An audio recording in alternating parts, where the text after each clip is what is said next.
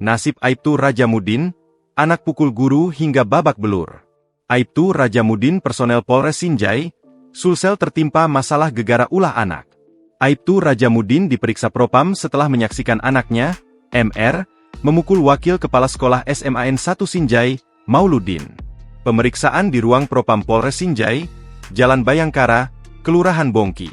Peristiwa terjadi di ruang bimbingan konseling, BK, SMAN 1 Sinjai, Jalan Persatuan Raya, Kecamatan Sinjai Utara pada Selasa, 16 September 2025. BK adalah layanan pendidikan yang diberikan di sekolah untuk membantu siswa memahami, mengarahkan, dan mengembangkan potensi dirinya, serta mengatasi berbagai masalah pribadi, sosial, belajar, maupun karir.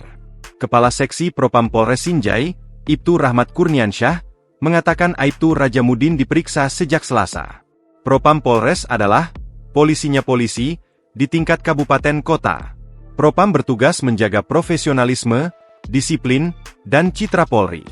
Bila hasil investigasi ditemukan pelanggaran atau pembiaran, kami pastikan tetap akan diproses, tegasnya, Kamis, 18 September 2025. Selain Rajamuddin, Propam juga akan memeriksa guru BK, wali kelas, dan Mauludin. Download Tribun X sekarang, menghadirkan lokal menjadi Indonesia.